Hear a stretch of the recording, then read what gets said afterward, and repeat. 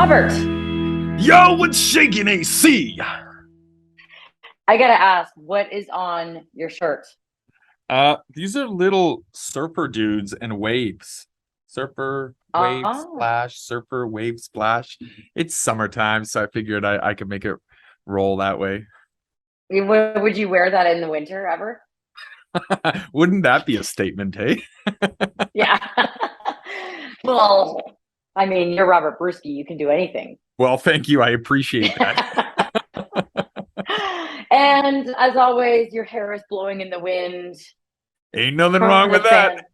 fan. Yeah, everybody was calling you fanboy at the most recent roundtable. Yep, it's pretty warm in my Fanboy. office here, but yeah, I Yeah. get Yeah, they were trying to figure out if you had a fan on or if you were if to intentionally blow your hair or if you were actually not in the setting that you are, that was actually a green screen behind you. Yep, I'm on a boat. This is a green screen.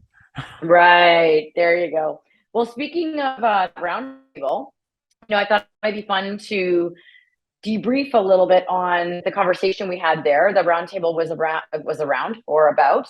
Um, it was about assessments, Right. personality and behavioral assessments, and we were talking about the fact that there's a difference between assessments that will predict behavior and assessments that will more define personality types and how people respond to things. So I think that was an important distinction. And so, well, let's start with like the different things, the reasons you would use assessments. Let's talk about that. Let's share with the audience kind of things we talked about. Sure. I mean, I feel like I have so much to say about this subject and I just need to be pointed in the right direction. But let's talk about this. There's a whole bunch of different types of assessments, right? Like there's a behavioral assessment that helps people understand how you act in different situations, where you need support, where you need coaching, things along those lines. There's like a personality assessment, something like DISC, where they will, where it'll kind of try to make people understand you, which might be very necessary because, when you're selling franchises, you're asking somebody to get married to you over a very short period of dating. And you could only get so much out of speaking with them. You don't know how they work and interact with other people, so knowing that stuff is important. But there's also other ones that talk about performance. For example, we also have a performance test which sort of lets us know how much these people will grind, but it doesn't ask like, are you a hard worker? Because then everyone will be like, yes, I am. Check mark, right? Yeah, It asks, exactly. it goes with those like questions that you wouldn't expect that people can pull that out of, and then there's Yeah. also ones that are like, the caliper test, which is just absolutely fascinating, and it allows you to learn about people as well as their behavior as well as their performance and correlate those things together, right? And I think a lot of people sometimes maybe are apprehensive about taking this because in the corporate world, so to speak, it almost feels like just run of the mill. Human resources just wants you to do this because it's something fun and we get to look at it like it's a horoscope or whatever, and everyone's like, yeah, I'm just gonna see if I can cheat this so my boss thinks I'm the best. But when you kind of move into the franchising world, and this isn't just a job where if you suck at it you'll get fired after your probation period. This is like a 5, 10, 20-year agreement. You need to know everything about that person as deeply as you can and be able to interpret it with as much accuracy as possible.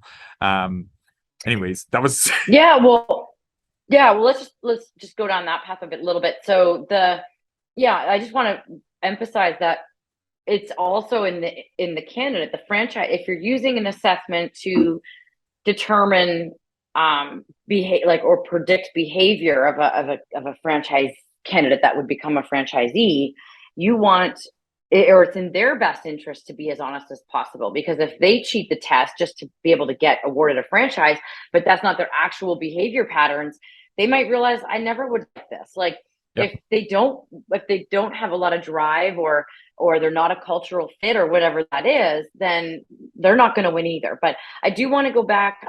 So just to sort of summarize, like, we talked about these assessments can be used to help you vet candidates, but they can also help you understand whether you have franchisees right now that you didn't use it on, you can still use these assessments to understand them better, understand their learning styles, get clear on expectations of each other.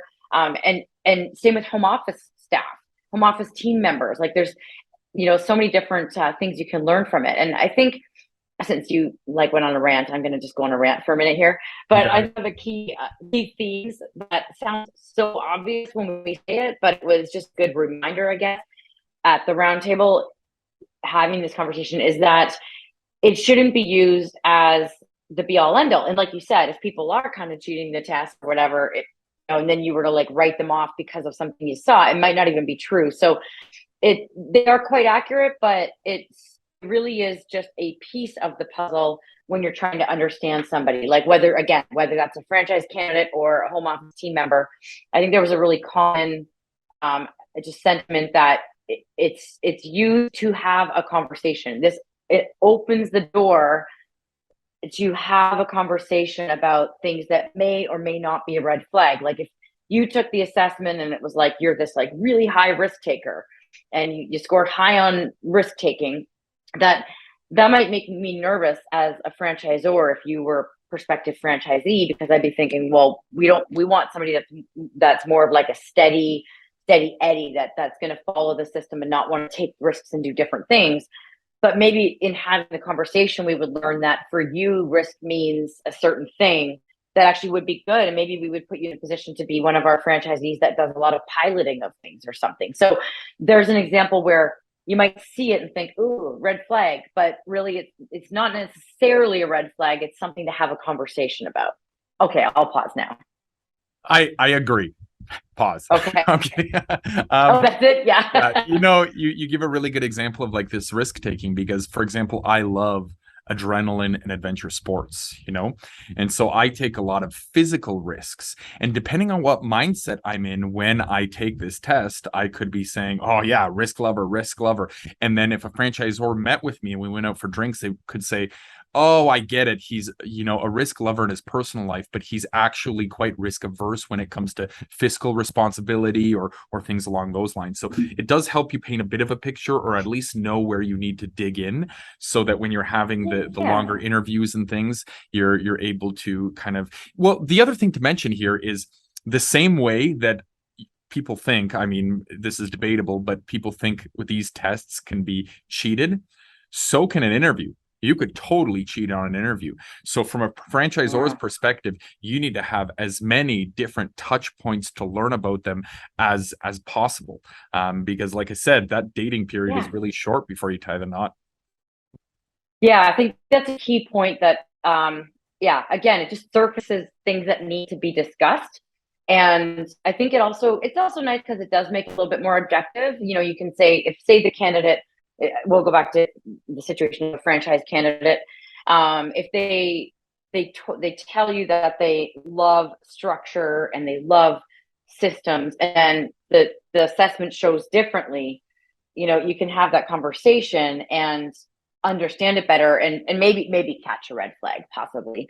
But one of the things that I thought was interesting too was that we talked a little bit about how it can be kind of wrong. Like if the person takes it and they're thinking about their personal life when they answer the questions rather than their business life, or there were examples of a few franchisors talked about where that the candidate took the test and it actually didn't quite come out right. So that's another reason to use it as a tool in the toolbox. It's not the only tool. Yeah, and candidates should be made clear that these aren't the only tools. And if a candidate feels that it is the only tool, or has been told that that's the only tool, that is a red flag for the candidate. Maybe this isn't really a good franchisor and they need to call AC Inc. for some help. That was good. You know what? It's a good point though, that a franchisee should be of course vetting the franchisor. If I were a franchise prospect, I'd be like, I'll show you mine if you show me yours. I want to see your profile too. So there's a tip for anybody that's listening that's thinking of becoming a franchisee. You got to learn a lot about the franchisor. Make them show their assessment. It isn't just I'm buying a business, I'm going to set it up and follow your model. We have to be friends. We have to integrate with this. We got to maintain our culture together, Yeah, we've got to work together. All right. Well, it's time to wrap it up.